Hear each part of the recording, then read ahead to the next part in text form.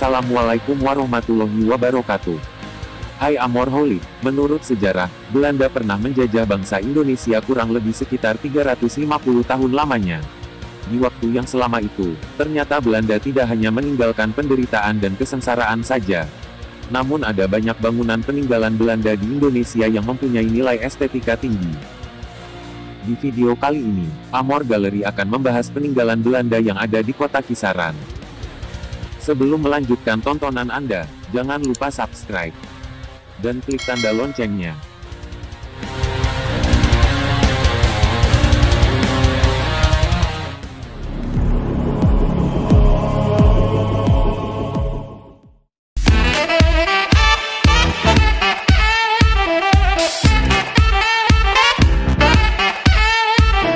Bangunan peninggalan Belanda yang berlokasi di Jalan Haji Juanda Kisaran ini berdiri sejak tahun 1911 oleh perusahaan perkebunan karet bernama Hollands American Plantage Maskapai atau HAPM, dan sekarang menjadi PT Bakri Sumatera Plantation.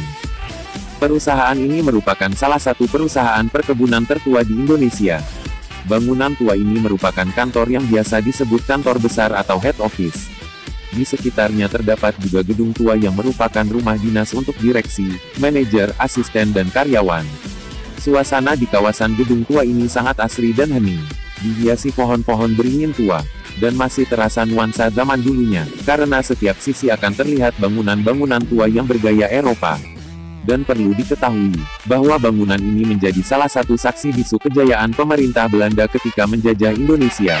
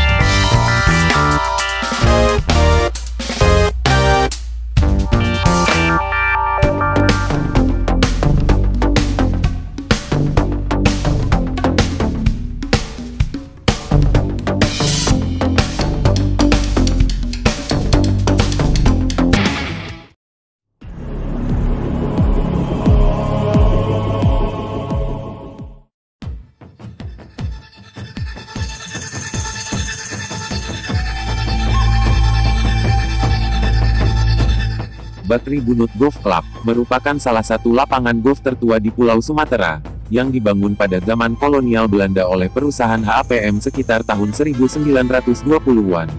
Kini, lapangan yang dikelola PT BSP ini tak hanya dianggap sebagai tempat olahraga golf saja, tapi juga sebagai tempat orang berfoto-foto.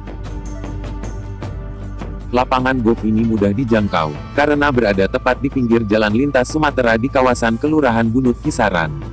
Lapangan golf ini memiliki luas sekitar 25 hektar, dengan dihiasi pepohonan besar yang menjadikan suasana di lapangan ini menjadi asri dan sejuk. Nah, ini merupakan sesuatu yang bisa dibanggakan bagi warga Kisaran. Karena Kisaran memiliki fasilitas olahraga yang dikenal mahal. Selain itu lapangan golf ini juga cukup terkenal bagi para golfer di Indonesia bahkan golfer mancanegara. Itu dikarenakan lapangan ini sering digunakan untuk pertandingan, sejak zaman dulu hingga sekarang.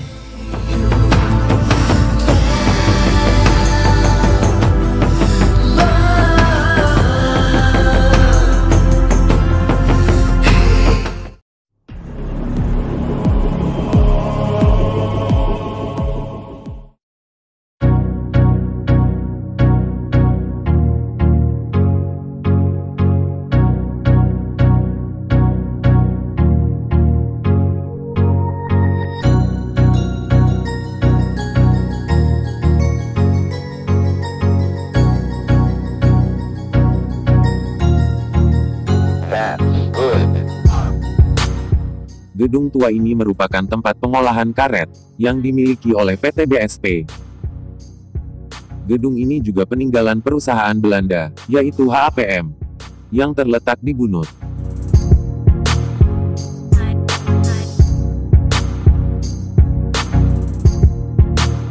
Saat perusahaan ini dikelola oleh Belanda, banyak pekerja pabrik yang didatangkan dari Pulau Jawa.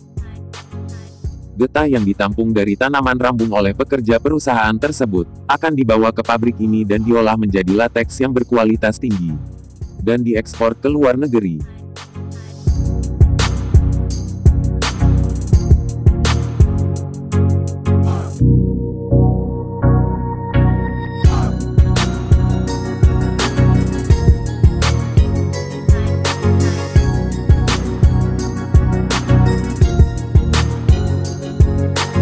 Perlu diketahui, saat ini perusahaan tersebut masih tetap sebagai produsen lateks terbesar di Indonesia.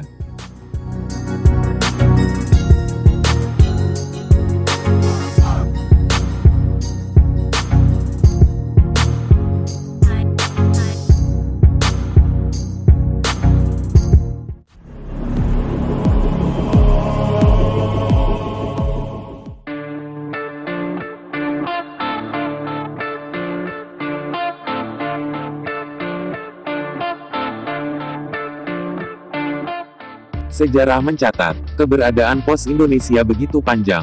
Kantor pos pertama didirikan di Batavia atau Jakarta, oleh Gubernur Jenderal Baron van Imhoff pada tanggal 26 Agustus tahun 1746. Dengan tujuan untuk lebih menjamin keamanan surat-surat penduduk. Kantor pos ini adalah salah satu bangunan bersejarah, yang hingga kini masih berdiri kokoh di Kisaran. Letaknya di pusat kota Kisaran, tepatnya di samping pintu masuk area PT BSP. Sekarang PT Pos menjadi BUMN. Walaupun begitu, PT Pos masih eksis hingga kini, bersaing dengan perusahaan-perusahaan pos swasta di tanah air.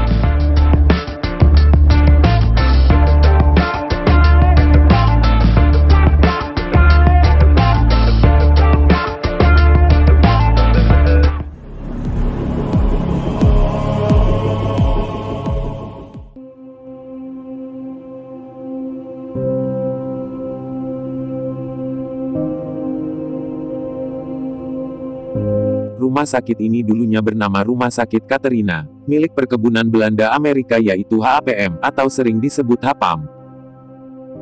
Nama Katerina diambil dari nama dokter pertama, yaitu Katerina Elder, yang bertugas di rumah sakit tersebut. Rumah sakit tua ini dibangun tahun 1920-an. Dan dalam bahasa Belanda, dinamakan Katerina Hospital van de Hollands Amerikaans Plantage Maskapai de Tanah Raja, Vermodelijk Beach Kisaran Tanjung Balai. Tercatat dalam sejarah, Gubernur Jenderal Hindia Belanda De Valk pernah berkunjung ke rumah sakit ini, pada tahun 1925.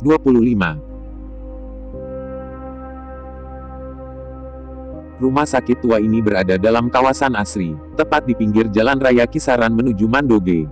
Tak jauh dari kompleks rumah sakit ini, terdapat Bukit Katarina di sebelah baratnya, yang pernah jadi ikon kota Kisaran. Sebelum adanya Rumah Sakit Umum Kisaran, rumah sakit ini selalu dijadikan rujukan bagi pasien kritis dari berbagai wilayah di Asahan.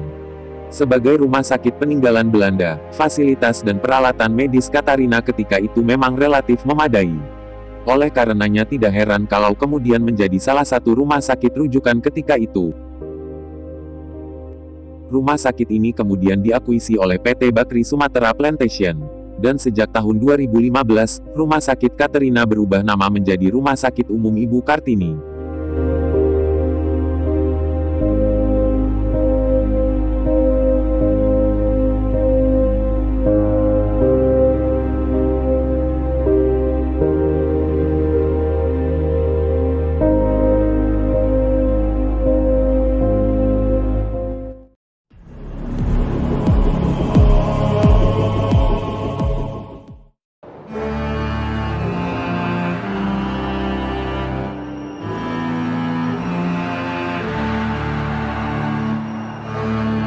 Tidak semua orang Kisaran yang tahu bahwa ada kuburan Belanda di kota Kisaran. Tepatnya berlokasi di Jalan Setiabudi, berdekatan dengan pesantren Bina Ulama. Kuburan Belanda ini merupakan pemakaman untuk para petinggi perusahaan Belanda dulu yang ada di Asahan. Seperti HAPM, dan ATM atau Asahan Tabaks Maskapai. Puluhan nisan besar ini tersusun rapi, dan pada nisan-nisan itu bertuliskan nama orang Belanda dan tahun meninggalnya. Tulisan di nisan tersebut ditulis dalam bahasa Belanda, dan diduga ada satu makam yang paling tua, di nisannya bernama Richard Deske, meninggal di Kisaran tanggal 9 Maret tahun 1889. Dan ada juga beberapa kuburan kecil, yang diduga meninggal saat masih kecil. Bahkan setelah merdeka pun, warga Belanda masih ada yang dimakamkan di pekuburan itu, dikarenakan setelah merdeka, mereka juga masih berkediaman dan bertugas di perusahaan karet HPM dan Uni Royal. Inilah sebuah tanda orang-orang Belanda telah meninggalkan jejaknya di Indonesia. Bila kita perhatikan satu persatu, bentuk nisan kuburan Belanda ini memang unik. Ornamennya juga menarik perhatian orang yang melihatnya. Namun bagaimanapun cantiknya ornamen batu nisan, yang namanya kuburan pasti bikin sebagian orang malas melihatnya. Kesan seram dan angker tetap saja muncul, meski di siang bolong sekalipun. Kuburan ini juga pernah diziarahi oleh keluarganya yang datang dari negeri Belanda. Bahkan menurut cerita warga setempat, ada satu kuburan yang dibongkar oleh keluarganya. Lalu sisa tulang belulangnya dibawa mereka ke negerinya untuk dimakamkan kembali di sana. Kuburan Belanda ini perlu didata dan ditata, hingga bisa menjadi sesuatu yang layak untuk dipromosikan bagi masyarakat. Bahkan kalau perlu ke negara Belanda. Dan yang paling penting untuk bisa dipertahankan, dan ditunjukkan kepada generasi-generasi mendatang, agar mereka dapat memahami perjalanan sejarah bangsa Indonesia.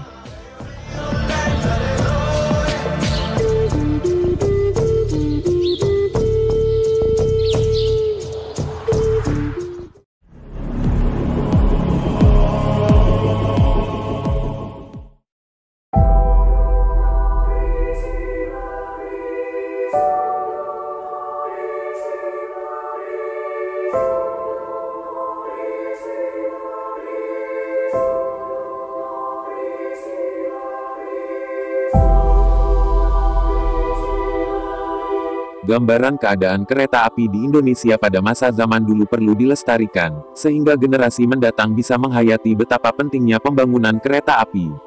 Memang pada masa itu nama kereta api sudah tepat, karena kereta dijalankan dengan api dari pembakaran batu bara atau kayu.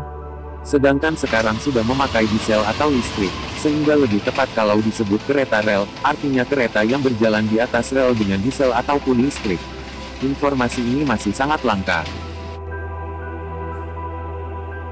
Sejarah perkereta-apian dimulai setelah tanam paksa diberlakukan oleh Van de Bos pada tahun 1825 sampai tahun 1830. Ide tentang perkereta-apian Indonesia diajukan dengan tujuan untuk mengangkut hasil bumi dari sistem tanam paksa tersebut. Untuk mempermudah pengoperasiannya, dibentuk perusahaan baru yang bernama Deli Spoorweg Maskapai atau DSM, yang fokus dalam bisnis pengangkutan menggunakan kereta api. Sejarah kereta api di Sumatera Utara awalnya digunakan untuk angkut panen tembakau. Salah satu perusahaan tembakau yang cukup terkenal adalah Deli Maskapai, dibuka pada tanggal 24 Desember tahun 1866. Nah, pada tahun 1903 sampai tahun 1919 perusahaan DSM membangun stasiun dan rel kereta api dari Bamban, Rantau Laban, Kisaran, Tanjung Balai, dengan panjang 141 km. Stasiun Kisaran ini dipergunakan untuk pengangkutan hasil alam karet, CPO dan tembakau, yang dikelola oleh perusahaan HAPM dan tabak maskapai di Kisaran dan sekitarnya. Sekitar tahun 1920-an, barulah perusahaan DSM mulai membuka jaringan kereta api untuk penumpang di Kisaran, dengan tarif 3,5 sen per kilometer per orang. Umumnya, para penumpang merupakan kuli perkebunan keturunan Cina dan Jawa. Kemudian, sisanya berasal dari penumpang Eropa.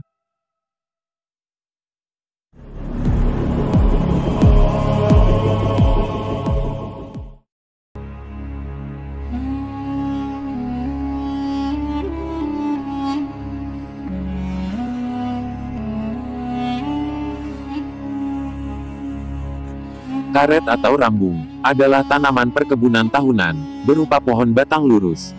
Pohon karet pertama kali hanya tumbuh di Brasil, Amerika Selatan. Namun setelah percobaan berkali-kali oleh Henry Wickham, pohon ini berhasil dikembangkan di Asia Tenggara, di mana sekarang tanaman ini banyak dikembangkan.